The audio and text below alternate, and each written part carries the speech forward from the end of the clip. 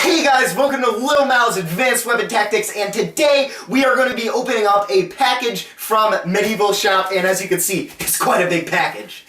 Little Mal presents Advanced Weapon Tactics, the weapons review show that tests the lethality and destruction of various cultural artillery. Will this week's weapon be powerful enough to destroy our new main heads? Find out now. Do not try this at home. A little disclaimer, I bought everything in this box here, so this video is not sponsored by Medieval Shop, although we would like to sponsor, some of your stuff. Once we review some of your stuff, that'd be awesome. But anyways, this was bought with our buy two, get one free from Thran and Elgrim. So I want to thank you guys for, allowing us to be able to purchase an extra sword and get a little bit better value. So thank you, Thran. Thank you, Elgrim. So we're going to go ahead and unbox this bad boy, and we're going to do it with the knife that John Butler got us. Yeah, once again, thank you, John Butler, for all those knives. We really appreciate it. We do. Yeah, we're eager to test them out.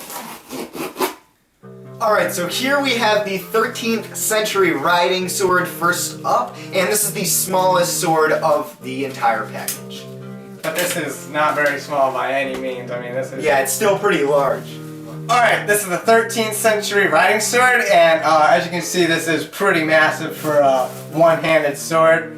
Thran also got this on his recent package, so I'm eager to test out, what our results will be compared to Thran's and Elgrim's. But, it's good to test out, have multiple people test out different weapons. And why don't you get that? That pisses me off right there. That really pisses me off. That's not a point. I mean, I can always sand that shit down, but when you're buying a weapon, it should not come like that. And if it does, then it should be at a reduced price. So that pisses me off.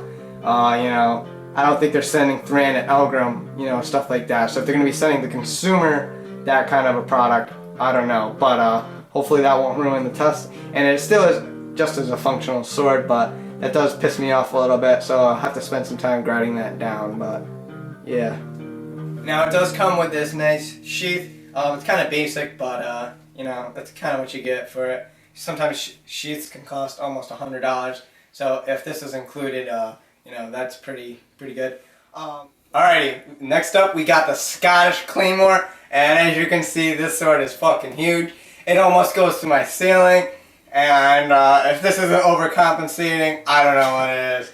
But as a size comparison, it's about up to my nose. This is like a 5-foot sword. I'm not exactly sure.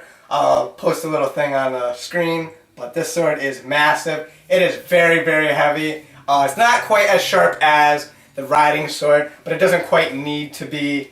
And this does look very well built. I've seen Thran, hit car doors and crazy shit with it, so I expect really good quality here. It all looks nice and doesn't look like anything is going to break. So it does look very, very nice. And this thing is huge. It also comes with this sheath. I do think this is leather. We do believe it's genuine. I'm not 100% sure. But either way, I don't really care if it's genuine or not. At least it comes with one, so that's all I really care about. But it kind of has that leathery smell, more so than my chair, which was fake leather. So I'm going to assume this is, real leather. But this thing is massive. It's over 5 pounds. Man, I can't wait to test this. If there's something that's going to go completely through a skull that we made, yeah. We haven't gone completely through, we've gone about halfway. But if there's something that can go completely through, this is it. Thran got through 2 skulls of his, so we're going to see what we can do with ours. And this thing is just massive. It is heavy. Wow, I don't know. One thing, I don't know if Thran's was like this, but it does feel a little wobbly for the price. I don't know. Just feel like the tang is kind of wobbling around in there, but it should be, just functional, just as fine. They whacked car doors with it, so I can expect, some good quality from this. But at this price point, I wouldn't have expected that. But we'll go ahead and see in our testing. Not quite sure, but that is just something to know. It does make kind of that wobbling noise, but it does look fairly flexible, so it won't snap on you. But wow, this thing is pretty massive. Up next we have the two-handed Irish Goliath sword, and First off, as you can tell, this is much lighter than the Claymore. Let's check the edge. It's just about as sharp as that the riding sword is. It is a lot lighter. The blade does look a lot thinner. That's probably where they're making up from the weight. And the thing is a bit smaller, so obviously that's where some of the weight is coming from, the weight difference. But it does look fairly well built. It doesn't have that, you know, kind of shakiness in the handle and the tang. So hopefully this is a better construction than what that Claymore has. But this was significantly cheaper than that Claymore, so I don't know why. But hopefully that'll perform well in our testing. One thing to note here, that this pommel is not peened. It is threaded. Like most of the Chinese swords that we test in the video, they are threaded. That is historical. That is more Eastern, like Chinese and Japanese use threading in their weapons. It allows you to take it off and clean the inside tang, although...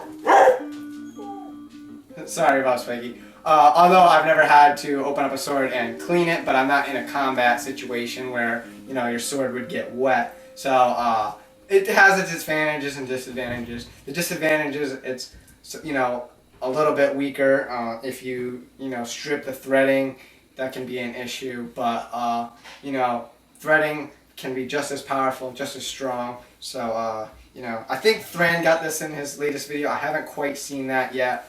But we're gonna have fun testing this one out. All right, there you go. We got a size comparison. Obviously, on the right here, we have the Claymore, the Scottish Claymore. Then we have the Irish Goliath sword, and then the riding sword right there. So there you can get a size comparison of all the three of the swords to see. But the Irish one isn't too much smaller than the Claymore. A couple things to note as far as the riding sword with the bent tip. I did email Tim from Medieval Shop, and I kind of got a little bit of a rude response from him. He says, one, it's a free item, how can he compensate me for this? And since I ordered it, you know, 2 months ago, and I was away at college, and I left it in the box here, I couldn't open it because I was away at school. Obviously, you can't have weapons there. So I didn't figure out till 2 months after, so he didn't, you know, it's 2 months ago, it's kind of like a too late type of thing. And then he also said, since it's a free one, how can he compensate me for a free sword? So I think that since it was part of the Thran's buy two get one free, the one that was free was kind of a damaged one. They didn't say that, but it kind of disappointed me a little bit. It's not too bad. I know how to fix it. I can, you know, just grind it down a little bit. But other people who don't know how to fix it, you know, that is something to be aware of. And this kind of feels a little bit loose in the handle, so that makes me think maybe Thran and Elgrim don't tell you when things break or get damaged in the videos. I don't know, they seem pretty good, but hopefully they won't break in our testing. But you know, we can further inspect that when we go in to test the various weapons. So I don't know, they don't feel like as high of a quality as I thought they originally were, but hopefully they'll perform as well as I thought in my tests. But I do suspect that, especially hitting car doors and stuff that Thran and Elgrim does, that there is going to be some damage to the blades and, you know, the structural integrity of the weapons, but hopefully it won't be too big. And there's a big ass bug right there. So once again, let us know which one you would like to see us test in our videos.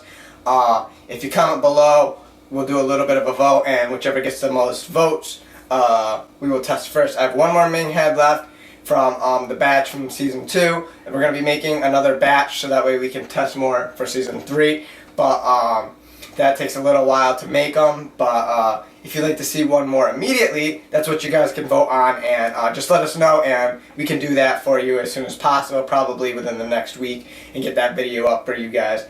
And would you like to close the video, Matt? Yep. Thank you guys so much for watching and tuning in to another episode of Advanced Weapon Tactics. If you guys like this episode, please leave a like, please comment, and please subscribe. It really helps us out here a lot, and we really do appreciate it. Also, if you have any suggestions for weapons that we should test out, armor, or just things that we can test our weapons out on, that would much be appreciated. So go ahead and just write us out a comment if you have a suggestion. So once again, thank you guys so much for tuning in to another episode of Advanced Weapon Tactics.